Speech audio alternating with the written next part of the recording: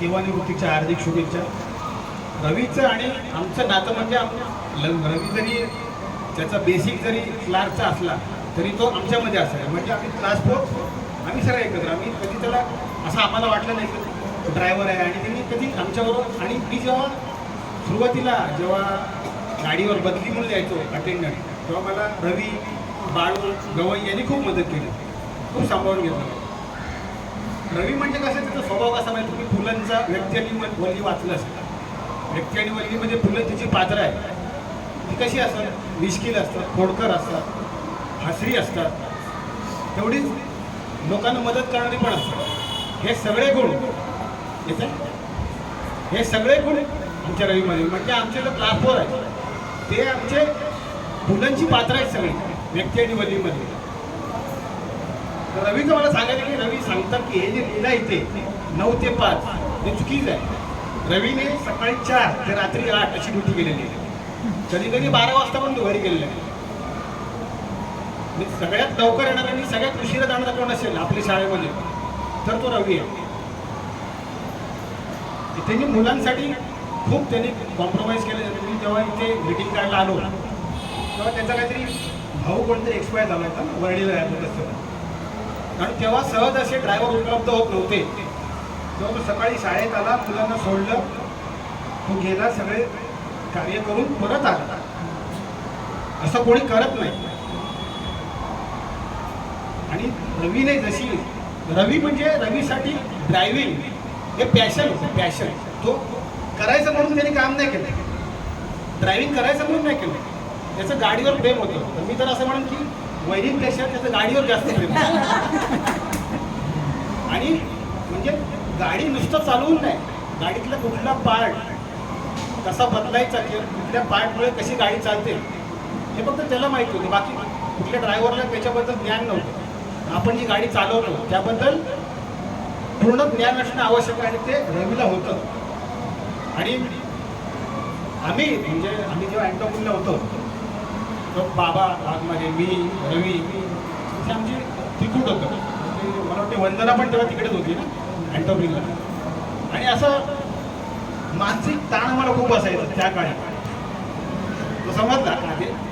पण त्याच्यात पण आम्ही हसून खेळून राहायचो. रवी होता, आम्ही बंकस करायचो. तर तो येऊन मला सांगायचं काय करतात तर आम्हाला हसून जायचं. तर आता रवीने जशी शाळेची गाडी नीट चालवली, छानपैकी चालवली, तसं त्यांनी त्याच्या संसाराची गाडी सुद्धा नीट चालवली आहे. हे त्याचं उत्तम उदाहरण समोर आपल्याला दिसतंय. तर याच्यापुढे सुद्धा तू संसाराची गाडी सुद्धा व्यवस्थित चालवशील याची आम्हाला पूर्ण खात्री आहे. आणि ज्या काही तुझ्या इच्छा पूर्ण राहिल्या असतील तर तू पूर्ण कर. आणि बहिणीला घेऊन लॉंग ड्राईव्हला जा.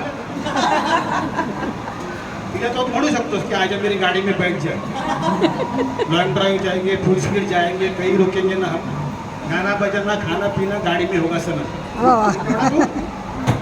बहिणीला घेऊन जा लॉंग ड्राईव्हला. म्हणजे असा व्यक्ती आहे जो त्यांनी आपल्या शाळेसाठी खूप कॉम्प्रोमाइज केले. म्हणजे आपण म्हणतो की मी तर म्हणतो की ही गॉड गिफ्ट आहे आपल्या शाळेला.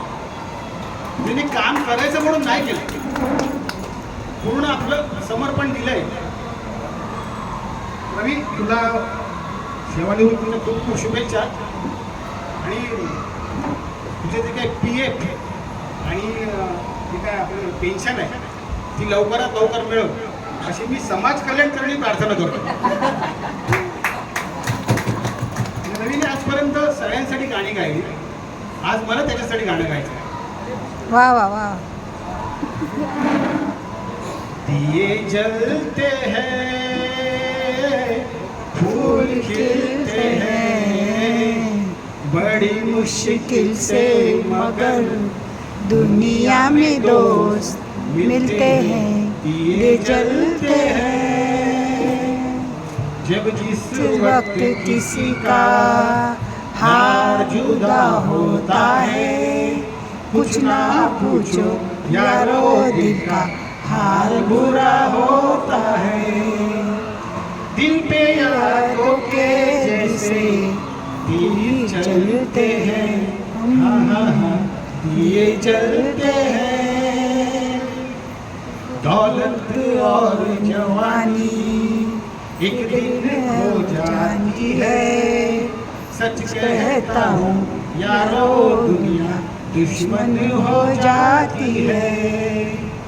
उम्र भर दोस्त लेकिन साथ चलते हैं, हाँ हाँ हाँ दिए जलते हैं, फूल खिलते हैं, बड़ी मुश्किल से मगर दुनिया में दोस्त मिलते हैं, दिए जलते हैं। Thank you.